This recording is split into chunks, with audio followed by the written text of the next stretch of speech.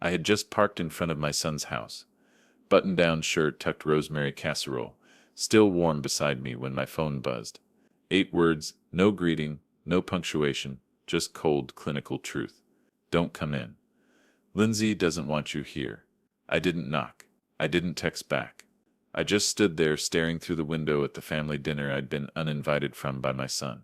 They were already laughing inside, music playing, wine glasses clinking, plates passing from hand to hand like a rhythm, like a ritual.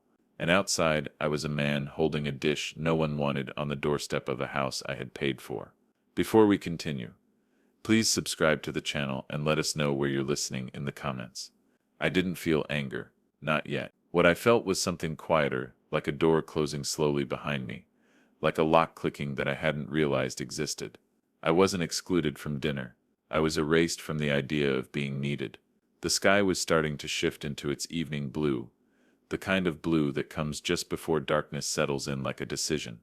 I remember looking down at the casserole, the towel wrapped carefully over the handles, steam still faintly rising at the edges. I had used rosemary from my backyard, cut fresh that morning. Lindsay used to say she liked it when I cooked the old way. Cast iron, garlic pressed by hand, slow, quiet meals. At least she said that in the early years when things still had a gloss to them before the edges started to fray. I turned back toward my truck without a sound. The driveway gravel barely shifted beneath my feet like even the ground had been told not to acknowledge me. I set the dish gently on the passenger seat and sat behind the wheel, not starting the engine, not right away. It wasn't sadness that filled me, not bitterness. It was something older, more sedimented, the feeling of being unnecessary, of becoming furniture in your own story. 12 minutes later, I was back home.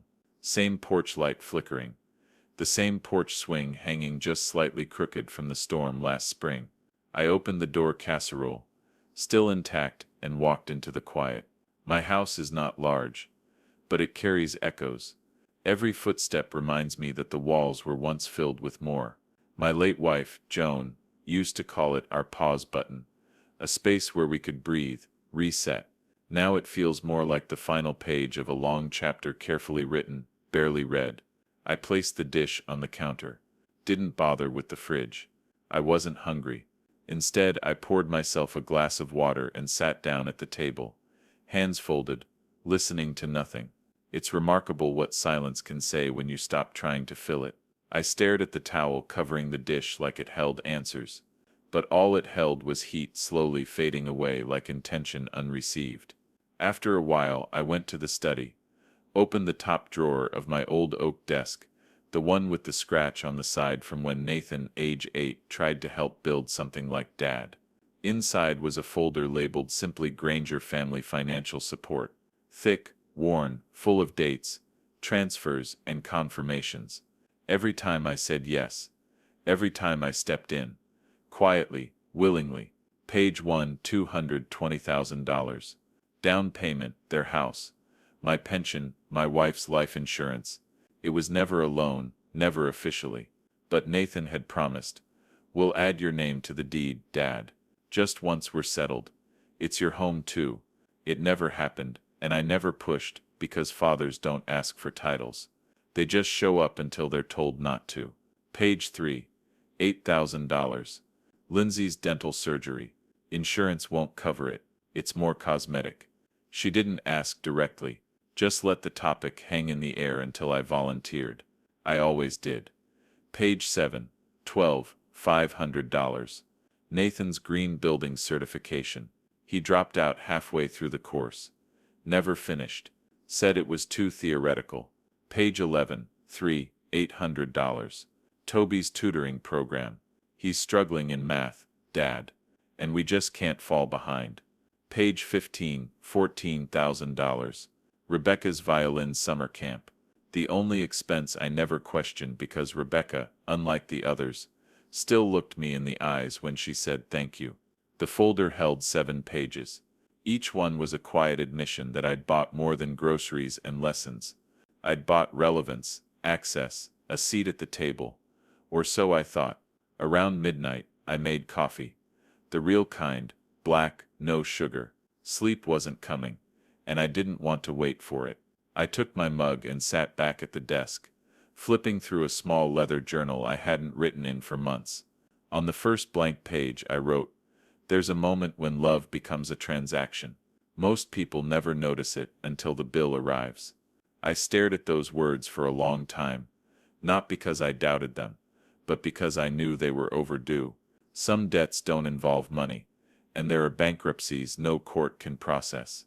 I thought of Joan. What would she say? She always had a way of seeing through the clutter of saying the truth without sharpness. She'd probably sit across from me, pour her cup and say, "Walter, don't let them take your quiet away. That's the last thing they haven't spent yet." That night, I didn't cry. I didn't curse. I simply sat still, and in that stillness, I decided. No announcements, no speeches, no confrontation. Just one decision after another. Quiet ones, paper ones, legal ones. Because dignity doesn't shout. It signs documents. I woke up early the next morning before the robins. Shaved, pressed a clean shirt, drove to the bank I'd used for 23 years. The teller recognized me, asked how the grandkids were. I smiled, told her they were growing fast, and asked to speak with a senior officer. A woman named Marie took me into a glass room. Polite professional. I slid a slip of paper across the table. Every account where Nathan had power of attorney. Every automatic payment is linked to their household. I'd like to revoke all of this, I said calmly, and suspend every outgoing transfer until further notice. She looked surprised. "Is everything all right, Mr. Granger?" "Everything's finally clear," I said. That afternoon, I sat on the porch with the casserole still untouched. I thought about throwing it out, but somehow it felt wrong, like erasing evidence. So I kept it there beside me like a reminder of Rosemary of rituals. On the day my seat at the table disappeared, not with shouting, but with silence, I didn't tell Nathan what I'd done. I didn't need to. He'd find out the next time the mortgage bounced, or when the auto draft for Toby's tuition failed to clear. He'd call. He'd ask. He'd say, "Dad, something's wrong with the account." And I would say, "No, son, something's finally right." Because this isn't revenge. It's reclamation of peace, of pride, of presence. They made it clear I wasn't part of the family picture anymore. I'm simply stepping out of the frame they've already cropped me out of. And the funny thing is, I don't even mind. The next morning, I opened the folder again. Not because I needed to, but because there's a particular pain that demands to be reread. Some people relive betrayal through old voicemails, through photos with eyes that no longer look at them the same way. In me I had ledger entries, wire transfers, check stubs, silent evidence of how love had been itemized over the years. Each page a receipt for being needed, but never truly seen. The sun had barely broken past the oak tree in my backyard. A thin stream of light fell across the desk like a courtroom spotlight, and in that light sat everything I had given $220,000 for the house itemized in the bank statement like an afterthought. Just one line on a list of many. But that line had rewritten my entire retirement. $12,000 for Lindsay's certification course in something I still can't pronounce. $4,800 for a kid-friendly backyard upgrade, complete with synthetic grass and a pre-built swing set so they wouldn't have to drive the kids to the park anymore. I remembered helping install it that summer, knees in the gravel, sunburn on the back of my neck, while Nathan stood under the shade and scrolled his phone, only occasionally glancing up to say, "Looking good, Dad." I flipped deeper into the file. A check for $9, $300, emergency roof repair. I remember the call. Lindsay had sounded distressed, saying water had leaked into Toby's room during a storm. "We don't feel safe sleeping here tonight," she'd said, voice trembling just enough. I paid the contractor directly. No questions, no conditions. Just the reflex of a man raised to believe that when your child says they're in trouble, you answer with action. It never occurred to me that trust could be a currency, and that I'd been spending it at a loss. Then came the medical bills. Premium health plans for Lindsay and the kids, not covered through their jobs. I had offered to help just until Nathan's promotion kicks in. That promotion, as far as I know, never came. But the monthly drafts continued quietly like a heartbeat I'd stopped noticing. There were preschool fees, summer programs, holiday flights, grocery deliveries, electric bills, and even a payment to a dog groomer for a golden retriever I never met. Some pages made me pause, not because of the amount, but the memory. A $1, $200 birthday dinner for Lindsay's mother, her mother, not mine, at a vineyard 2 counties over. They had invited Lindsay's family, her colleagues, and even her yoga instructor. I wasn't on the list, but I was on the bill. There was a rhythm to it all, a pattern. They'd call or text, not with the directness of a request, but with the vague implication of need. We're just stretched thin this month. The water heater is acting up again. Toby's school is recommending a new specialist. And each time, my response had been as predictable as a tide. I sent the money. I sent the money, because I believe that fathers don't keep score. But what I didn't realize, what I had been too proud, too stubborn, or maybe too afraid to admit, is that someone else had been keeping score all along. And somewhere along the way, the points had stopped counting for love and started counting for control. I closed the folder slowly, as if afraid to wake something up. Then I sat back, staring at the walls of my study.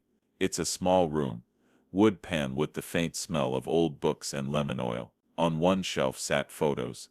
Nathan's high school graduation, Rebecca in her orchestra uniform, Joan holding Toby on the day he was born. None of them is recent. None of them was framed in anything newer than a decade. The photos hadn't changed, but the people in them had. And maybe I had too. Quietly, slowly, without announcement. Like ink fading from a checkbook you've used too many times. By mid-morning, I was ready.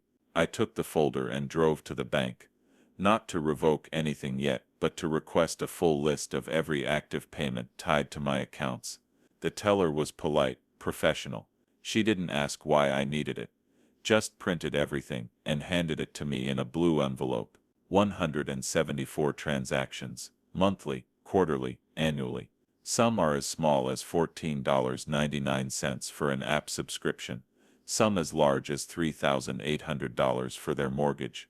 I held the envelope like it was a letter from someone I used to be. Back home, I spread the papers across the kitchen table, one page for each commitment. I read them like a detective, like a stranger, trying to understand the man who had allowed this to happen. And what I found more than anything was consistency. The payments had never stopped. Not when I got sick 3 winters ago. Not when I missed Thanksgiving 2 years in a row. Not when Joan's anniversary passed without so much as a phone call from my son. They had stopped seeing me, but they never stopped seeing the money. I was no longer a father. I was infrastructure. And the thing about infrastructure is people only notice it when it fails. That evening, I called Heron, my lawyer, my friend, a man I hadn't spoken to in over a year,